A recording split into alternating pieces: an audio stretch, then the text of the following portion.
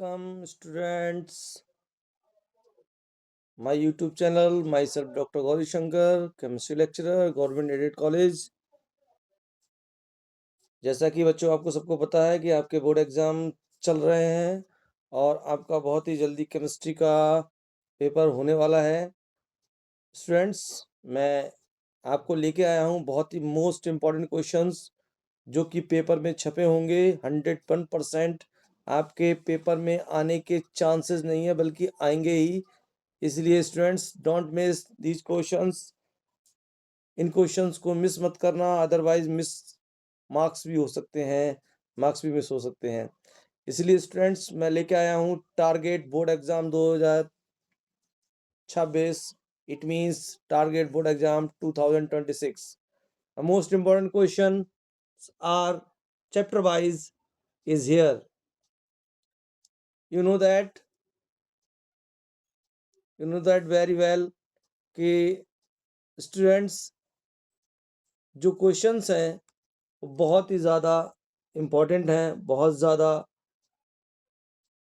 ये जानिए कि अगर आपने इनमें से कोई भी क्वेश्चन मिस किया तो बहुत बड़ी दिक्कत हो सकती है।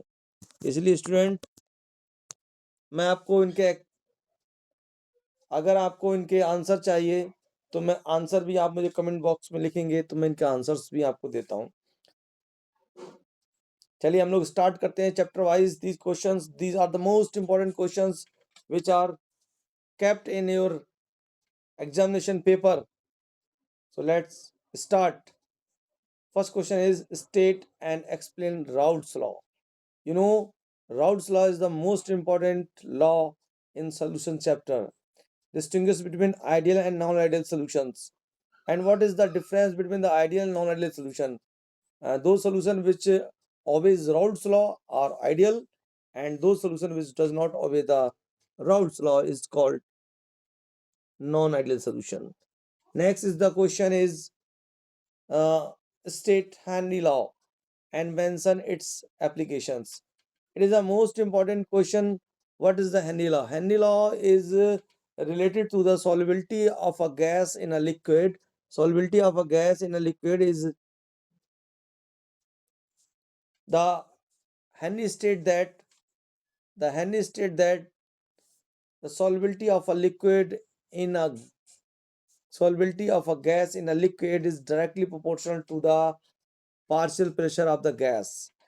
यानी मतलब ये होता है कि कितनी अमाउंट ऑफ गैस जो है वो लिक्विड में डिजोल्व हो रही है, वो डायरेक्टली प्रोपोर्शनल होती है गैस के पार्शियल प्रेशर के।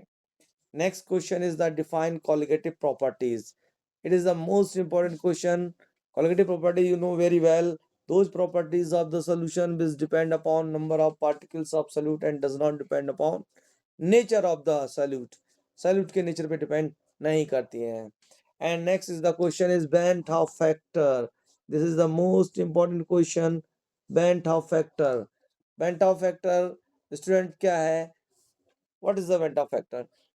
Bandt factor is explain the abnormal colligative properties. Abnormal colligative properties and abnormal molar mass को कैलकुलेट करने के लिए एक साइंटिस्ट हुए वेंट हॉफ, उन्होंने एक फैक्टर दिया जिसे हम वेंट हॉफ फैक्टर कहते हैं. It is represented by the small i. Small i से इसको रिप्रेजेंट करते हैं. चलिए चलते हैं नेक्स्ट क्वेश्चन पे. Next question is very very important और very easy. This question is differentiate between molarity and molality. Molarity, you know very well, the number of moles of a solute present in a 1 liter of the solution is called molarity.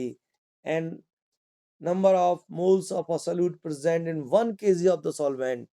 What is the difference? We are taking the volume, here taking the mass. We are taking the volume of the solution, here taking the mass of the solvent. This is the main difference between the molarity and molality. Molality is very much reliable to express the concentration of the solution, because here taking the mass, and mass is does not change with the temperature. Temperature change करने पर mass change नहीं होता है। इसलिए students हम ये मानते हैं कि जो मोलैलिटी है वो ज़्यादा रिलायबल है सोल्यूशन की कंसंट्रेशन को एक्सप्रेस करने के लिए। Next question is come to the electrochemistry. What is the electrochemistry? You do know very well, this is the third unit of the chemistry. Question number 1, draw and explain the galvanic cell. What is the galvanic cell? Galvanic cell is an electrochemical cell, those cell which convert chemical energy into electrical energy. And draw their structure. Taking the two cells, half cells, one is called anode and another is the cathode. And redox reaction takes place between the anode cell and cathode cell. Then electricity is produced through these transfer of the electrons from anode to cathode, and electricity produced flow from cathode to anode. This is the galvanic cell. Now we are talking about next question. Next question is write and write and write and derive the Nernst equation. Nernst equation is used to correlate the electrode potential and standard electrode potential. And what is the relation between the electrode potential and standard electrode potential? E equal to E naught minus 0.0591 upon N log Q. What is the log Q? Log Q is the active mass या molar concentration of the product upon molar concentration of the reactant. Now next question is third question is the most important question.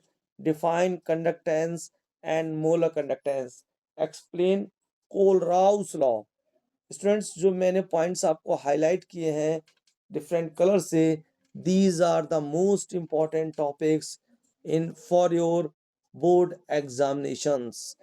It means these topics, laws and other things must be present in your examination.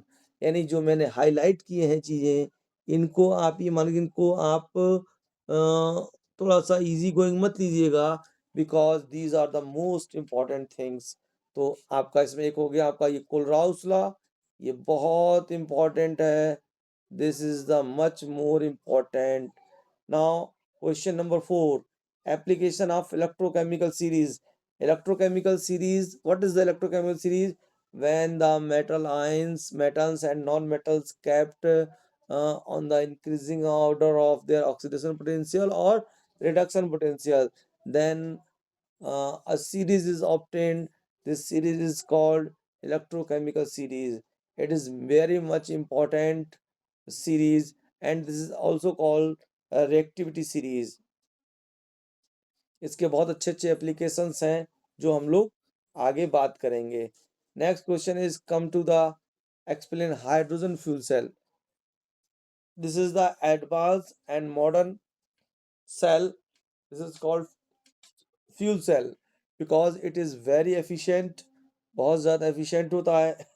और students आप जानते हैं ये non pollution है, क्योंकि इसमें जो waste बनता है वो वाटर बनता है, और water is does not cause any type of pollution, and this water is used for drinking purposes. Now come to the next slide. Next slide is our is chemical kinetics. This is the third unit of the chemistry. This is called chemical kinetics. Chemical kinetics. What is the chemical kinetics? Students, we are come to the point. What is the chemical kinetics? Chemical kinetics actual में है क्या? ये जो rate of chemical reactions होती हैं उनको कौन कौन से फैक्टर्स अफेक्ट करते हैं, और जो रेट है उसको हम किस तरह से कैलकुलेट कर सकते हैं, ये इन चीज़ों के रिलेशन के लिए केमिकल काइनेटिक्स का यूज़ किया जाता है. इससे रिलेटेड क्वेश्चंस जो आने वाले हैं वो इम्पोर्टेंट है बेटा, मैंने वो हाईलाइट भी कर दिए हैं. पहला क्वेश्चन है define rate law and order of reaction. बहुत ही ज़्यादा इम्पोर्टेंट क्वेश्चन है जो कि आपको बोर्ड एग्जाम में 100% मिलने की पॉसिबिलिटीज है। Next question is drive integrated rate equation for first order reaction. First order reaction के लिए इंटीग्रेटेड रेट इक्वेशन लिखिए और फॉर्मूला आता है k equal to 2.303 upon t log a upon a minus x. This is the most important formula for first order reaction. Next question is students is drive expression for half life of first order reaction. First order reaction के लिए हमें expression drive करना होता है. This is the t half equal to 0.693 upon k. This is the most important expression to calculate the numericals and other things. Now, next question is very important. This is called Arrhenius equation. Arrhenius equation and activation energy. You know what is the relation between the Arrhenius equation and activation energy? Energy of activation, you know very well. What is the energy of activation? Energy of activation is the extra energy given to the reactant when the energy of a reactant is equal to the threshold energy that make the perfect collision. And collision is now next question is the collision theory. Collision theory is the most important thing. बहुत ही important question होता है collision theory. You know very well. अगर आपसे पूछा जाए कि reactant कब react करते हैं, यानी जो मॉलिक्यूल्स होते हैं रिएक्टेंट के मॉलिक्यूल्स वो कब रिएक्ट करते हैं स्टूडेंट्स, वो रिएक्ट तब करते हैं जब वो आपस में कोलाइड करते हैं. All colliding molecule does not convert into the product, only those colliding molecule convert into the product which collide with the minimum certain amount of energy, and that minimum certain amount of energy is called threshold energy. और मान लीजिए किसी reactant molecule की energy threshold energy के equal नहीं है तो इसको इक्वल करने के लिए स्टूडेंट क्या करते हैं, उसमें हम कुछ एनर्जी बाहर से सप्लाई करते हैं ताकि उनकी जो एनर्जी है वो थ्रेशोल्ड एनर्जी के इक्वल हो जाए. और जब थ्रेशोल्ड एनर्जी के इक्वल हो जाएगी तो जो रिएक्टेंट मॉलिक्यूल्स हैं वो आपस में कोलाइड करेंगे और रिएक्शन फास्ट हो जाएगी. और जितनी कम एक्टिवेशन एनर्जी होगी उतनी कम एनर्जी हमें बाहर से सप्लाई करनी पड़ेगी और उतनी ज़्यादा रिएक्शन तेज हो जाती है. एक्टिवेशन एनर्जी को कम करने के लिए हम क्या ऐड करते हैं रिएक्शन में, you know very well, catalyst. Catalyst का यूज़ किया जाता है. तो स्टूडेंट्स मैंने आपको ये अभी फिजिकल केमिस्ट्री के 3 चैप्टर्स के मैंने आपको नोट्स दिए हैं, प्रोवाइड कराए हैं, क्वेश्चंस प्रोवाइड कराए हैं, उनका आंसर भी मैंने बीच बीच में समराइज किए हैं. और अगर किसी स्टूडेंट्स को इसके पर्टिकुलर नोट्स चाहिए तो स्टूडेंट्स आप मुझे कमेंट बॉक्स में लिखेंगे, मैं उसका भी एक वीडियो आपको बना के दे दूंगा. तो स्टूडेंट्स मेरे इस कंटेंट को आपको अगर अच्छा लगे तो लाइक करिए, शेयर करिए, सब्सक्राइब करिए. यूट्यूब पे देख रहे हैं तो बच्चों मुझे लाइक करें, शेयर करें, सब्सक्राइब करें. अगर फेसबुक पे देख रहे हैं तो स्टूडेंट्स मुझे फॉलो करें. ऐसे ही मैं आपको लगातार ये सब क्वेश्चंस देता रहूँगा, पर डे आपको दूंगा. और आपके क्वेश्चन ये क्वेश्चन आपके बोर्ड एग्जाम में बहुत ही ज़्यादा इंपॉर्टेंट रोल प्ले करेंगे. आपके बेस्ट मार्क्स के लिए आपके मार्क्स बहुत अच्छे आएंगे. इसी के साथ स्टूडेंट्स कल मिलते हैं. थैंक यू स्टूडेंट्स, अपने ऐसे ही प्यार बनाए रखिएगा. Thank you, bye bye.